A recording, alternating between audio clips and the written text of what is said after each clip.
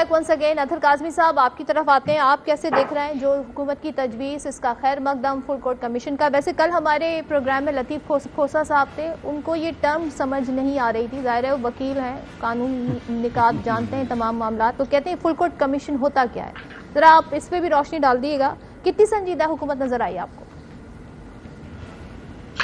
دیکھیں اوبیسلی جو یہ ٹرم میں نے بھی پہلی دفعہ ہی سنی, اور میں کوئی ماہر قانون تو نہیں ہوں. اگر لطیف کھوسا صاحب کو سمجھ نہیں آ رہی اس لیے کہ وہ اتنے بڑے ماہر قانون ہیں کہ ایان علی جو ڈالرز کے ساتھ پکڑی گئی تھی ان کو بھی انہوں نے چھڑوا لیا تھا, تو وہ اگر اس جیسا جو ہے ماہر قانون جو شخصیت ہے, معزز شخصیت, ان کو سمجھ نہیں آیا تو مجھے کس طرح سمجھ آئے گا. لیکن لگتا ہے ایسے ہی ہے کہ دیکھیں اب اس کی کس طرح موڈیلٹیز اس کی کیا ہوں گی. جب وزیراعظم محترم وزیراعظم صاحب خط لکھیں گے تو شاید اس سے کوئی سچویشن کلیئر ہو جب وہ ہمارے سامنے آئے, اور اس کے اوپر جب معزز عدلیہ کا جواب آئے گا تو اس سے ہی صورتحال واضح ہوگی. لیکن مجھے نہیں پتا کیا سارے جج صاحبان مل کے بیٹھ کے تحقیق کریں گے, اس کمیشن میں شامل ہوں گے سپریم کورٹ کے جتنے بھی جج ہیں, تو یہ فل کورٹ کمیشن کیا ہوتا ہے ٹو بی آنسٹ مجھے بھی نہیں پتا. لیکن obviously انہوں نے, حکومت نے ایک طرح سے بال جو ہے وہ سپریم کورٹ کے کورٹ میں پھینکی ہے, لیکن حکومت کے پاس اپنے بھی بہت سارے اختیارات ہوتے ہیں. حکومت چاہتی تو وہ بہت سارے جو ہے چیزوں کے اوپر تحقیق کر سکتی ہے. جس طرح ارشد شریف صاحب کا جو معاملہ ہے اس کے اوپر کہا گیا کہ جوڈیشل کمیشن بنائیں گے. پھر اس جوڈیشل کمیشن کس طرح بنا کہ ایک ریٹائرڈ ہائی کورٹ کا جج, ایک ایسا جج جس کے خلاف مبینہ کرپشن کا ریفرنس تھا سپریم جوڈیشل کونسل میں, اور اس کے ساتھ ساتھ انہوں نے پی سی او کے تحت حلف لیا تھا, اور 2009 میں ان وجوہات کی وجہ سے ان کو استعفیٰ دینا پڑا. اس جج کو سربراہ بنا دیا شکور پراچا صاحب کو, اس کمیشن کا ساتھ 2 بیوروکریٹ لگا دیے, تو وہ تو جوڈیشل کمیشن نہیں تھا. اب کل وزیراعظم آج وہ معذرت کر گئے, پراچا صاحب معذرت کر گئے, آج دستبردار ہو گئے. جی obviously ایک تو دیکھیں نا, وہ تقریباً 12 سال پہلے وہ ریٹائرڈ ہو چکے ہیں, جس سرکمسٹانسز میں انہوں نے استعفیٰ دیا وہ بھی ہمارے سامنے ہے. تو کیا یہ جوڈیشل کمیشن ہوتا ہے؟ تو ایک طرف وہ فل کورٹ جوڈیشل کمیشن کی بات کر رہے ہیں, دوسری طرف انہوں نے ایک ریٹائرڈ جج کو, اور وہ بھی جج جو ہیں وہ میں نے آپ کو بتایا, اور ساتھ 2 بیوروکریٹس کے اوپر ایک کمیشن بنایا, لیکن وعدہ کیا گیا تھا کہ ہم جوڈیشل کمیشن بنائیں گے. تو اب یہ جو فل کورٹ کمیشن کی وہ بات کر رہے ہیں, جب تک میں حکومت کی طرف سے ایک باقاعدہ سمری یا خط نہیں دیکھوں گا جو سپریم کورٹ کو لکھا جائے گا, اس وقت تک ہم نہیں کہہ سکتے کہ یہ کس طرح کا کمیشن بنے گا. اب تحقیقات تو ہونی چاہیے, اور اعظم سواتی صاحب کا معاملے کے اوپر بھی وزیراعظم صاحب نے بھی ذکر کیا اور دیگر لوگ بھی ذکر کر رہے ہیں. اور آج معزز عدالت کی طرف سے بھی ایک اعلامیہ آیا کہ وہ جوڈیشل کمپلیکس میں کہیں رکے تھے, وہ جو لاجز ہیں سپریم کورٹ کے ججز وغیرہ کے لیے وہاں پہ نہیں رکے تھے. مسئلہ یہ ہے کہ پاکستان کا ایک بزرگ شہری جو ایوان بالا کا سینیٹر بھی ہے, وہ پاکستان کے اندر کہیں پہ رکا تھا. اس کی ایک مبینہ ویڈیو بنائی گئی جس کے حوالے سے وہ آ کے میڈیا کے سامنے رویا. اگین اس میں چند صحافیوں کا جو کردار ہے کہ اعظم سواتی صاحب کو نہیں پتا چلا کہ یہ ویڈیو فیک ہے, وہ لوگ یہ ظاہر کر رہے ہیں کہ جناب یہ ویڈیو فیک ہے. تو یہ سارا ایسا معاملہ ہے کہ اس کے اوپر تحقیقات ہونی چاہیے. کیا یہ ہو پائے گا صدف؟ مجھے نہیں لگتا. ابھی سے جس طرح یہ چیزیں چل رہی ہیں مجھے یہ لگتا ہے کہ یہ عدالت بھی اس میں بڑی مشکل سے راضی ہوگی کہ اس چیز کو آگے بڑھایا جائے, کیونکہ معاملات جتنے پیچیدہ ہیں وہ سب کو اس چیز کا ادراک ہے. ہاں خبر صاحب, آپ اس پر کیا کہیے گا؟ اعظم سواتی صاحب نے جس کرب اور تکلیف کے ساتھ کل اظہار کیا جو ہوا ہے اس مبینہ ویڈیو کے حوالے سے, اور چیئرمین سینٹ کی دعوت پر وہ ٹھہرے, انہوں نے خود یہ ساری ڈیٹیل بتائیں.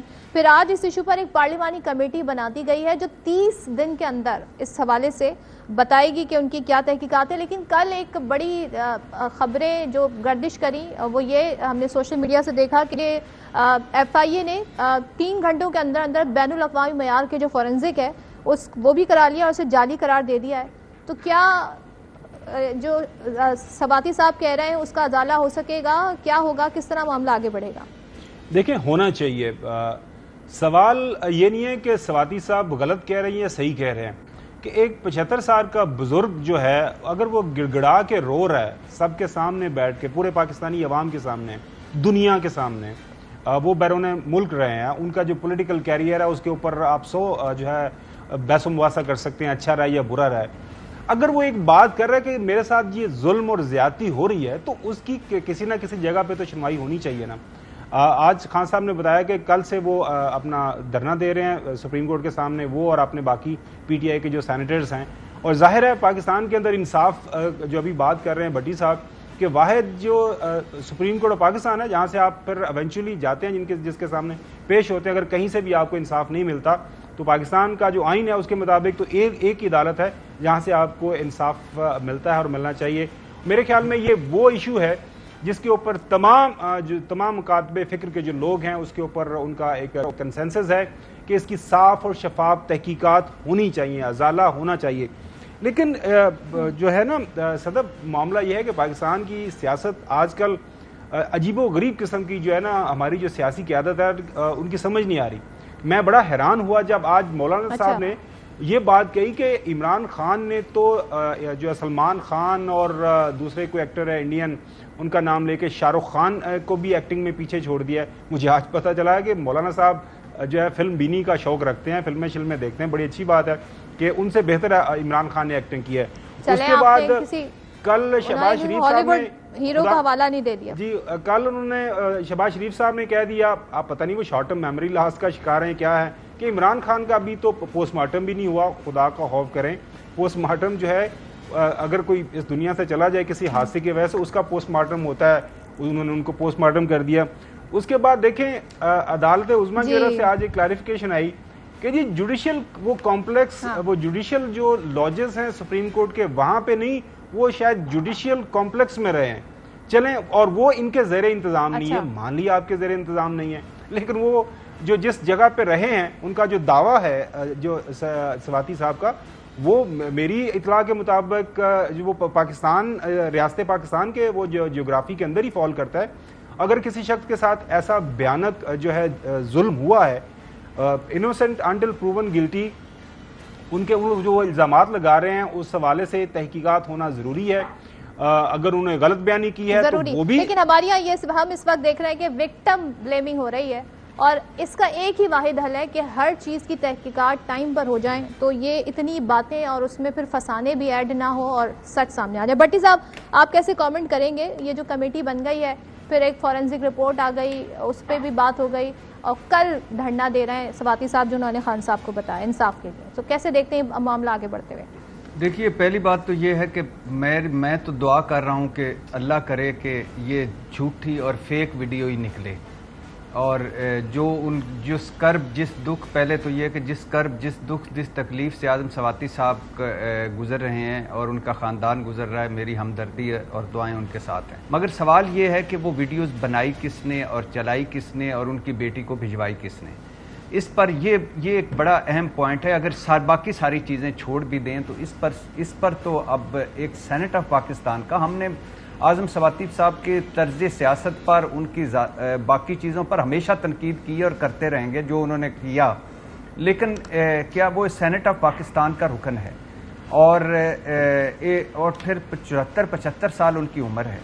پھر وہ گڑ گڑا کے چیف جسٹس صاحب سے دہائیاں دے رہے ہیں کہ پلیز اللہ کے نام پہ اس پہ آج خود نوٹس لیں، اور کل وہ سپریم کورٹ کے سامنے بھی بیٹھ رہے ہیں.